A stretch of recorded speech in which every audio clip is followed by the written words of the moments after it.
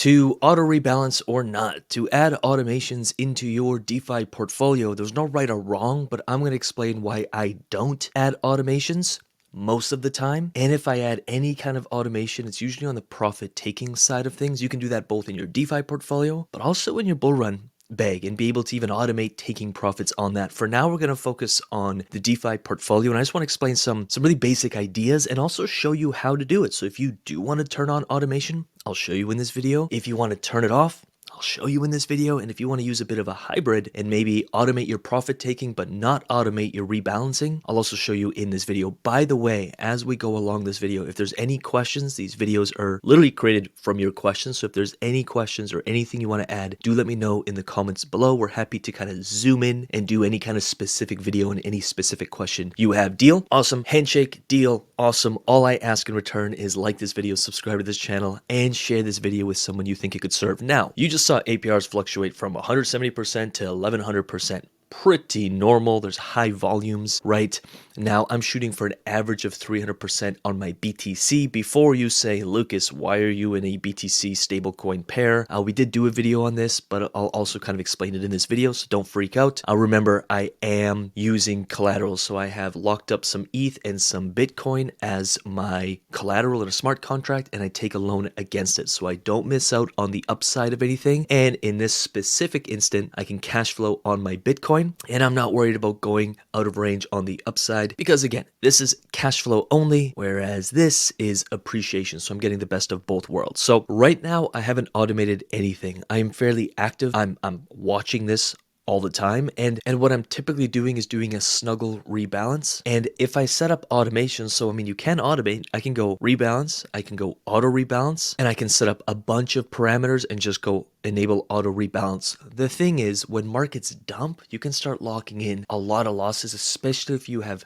tighter ranges and you're going to lock it in permanent loss. That's going to take you a while to get out of. My strategy is I've got portfolios that go way out of range on the downside, and I just chill because I'm converted. Let's just say in a BTC ETH instance, I'm converted fully into one of the assets that I'd be holding anyways, and I don't rebalance it. Oftentimes, if the market dips 10%, I just take profits from another portfolio and I'll just set a new position in that range and let the old one sit out of range for even sometimes weeks if I have to. I'm not too worried about it. But if you set up auto rebalancing, you'll start locking in those losses sometimes like every couple hours if the market is especially going crazy, and that can really suck. So this is like, because I check my portfolio daily, it's not difficult for me to come in and just say, hey, I want to rebalance. I'm going to snuggle it yet again because I keep going out of range on the upside, which is what this specific position here is for. Again, if I could earn a couple $1,000s a week on my Bitcoin while holding this Bitcoin safe for appreciation, then I'm obviously not too worried about it. And it only takes me 10 seconds to rebalance it. I can even set a new range if I have to. And remember our 24 to 48 hour rule. So if I go out of range because the markets are reacting to some kind of news, sometimes I don't want to rebalance. I want to wait till the markets slow down and then I can get back in. By the way, if you're watching this and you're in the UIG and you have not yet gone through the liquidity pool entry criteria, please do. We also have a lot of this in our free course, by the way. I think this is some of the most important, probably one of the most important lessons, because your entry is the most important. If you want a specific video on just liquidity pool entry criteria, let me know in the comments. I'm happy to do it. And check out the liquidity pool assessment and exit criteria. This is all in the DeFi framework section. This is going to walk you through what to do with your positions when things start shifting, and you can assess the position and ask yourself, do I still want to be in this? And if you don't, what are all the different ways you can exit or rebalance or snuggle rebalance, etc. So please spend an hour or two in here. If you're not in the UIG and you want some of this content, just let me know in the comments and I'm happy to do it. Just give me a few weeks to do so. Okay, so back to VFAT, you can also see a harvest feature here. Harvest grabs you. I have $323 in earned dollars since last night. So this thing did really, really well overnight. I have $323. I can set up auto harvest. Really, really simple to set up.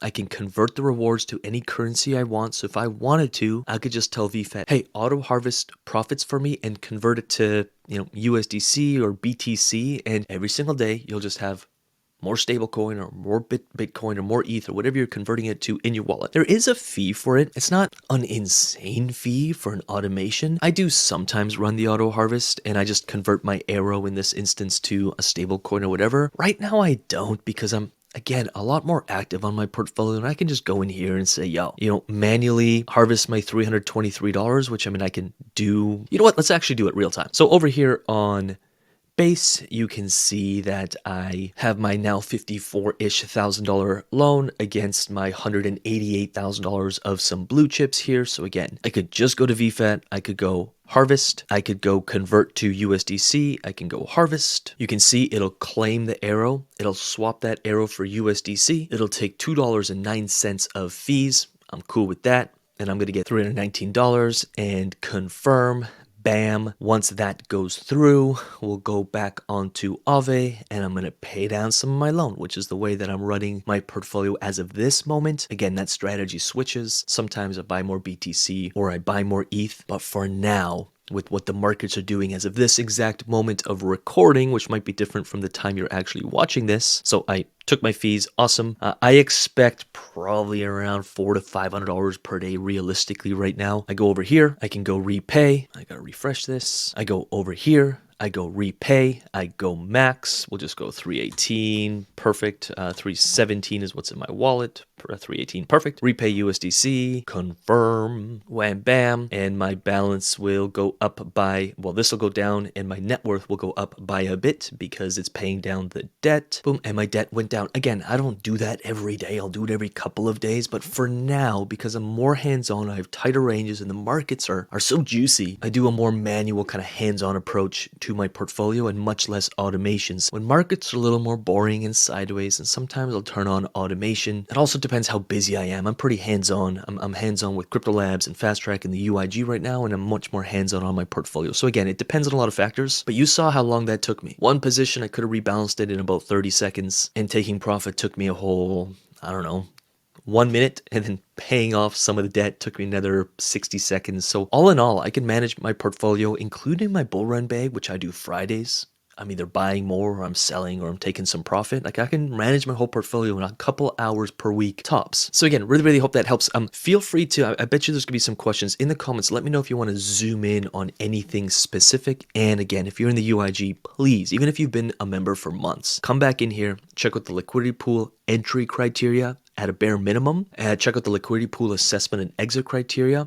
And not a bad idea to go back into your crypto business flowchart and lay out your business model for your DeFi portfolio. You know, we treat DeFi like a business. Everyone who does this says this was a breakthrough exercise for them on how they're actually going to run their business, where the money's coming from, how the money flows through their portfolio, what they do with profits, where those profits go, and overall the entire flow of their DeFi portfolio. So do check that out. With that said, really hope you enjoyed this video. If you did, like this video, subscribe to this channel, and share this video with someone you know it can help. We got too many gamblers in this space. I don't want people gambling because then they write off crypto and DeFi like a scam because they don't know what they're doing. DeFi wouldn't exist without liquidity providers like you and without you and me. And I want the word to come out on this stuff. I think this is it's such a paradigm shift for really humanity and for most people, but it's also just such an awesome opportunity. I just want people to jump in, whether they're just free subscribers on YouTube or they're part of our community. It doesn't matter to me. Let's just get more people onboarded in DeFi. So share this video. Again, like, subscribe. With that said, we'll see you tomorrow. Peace.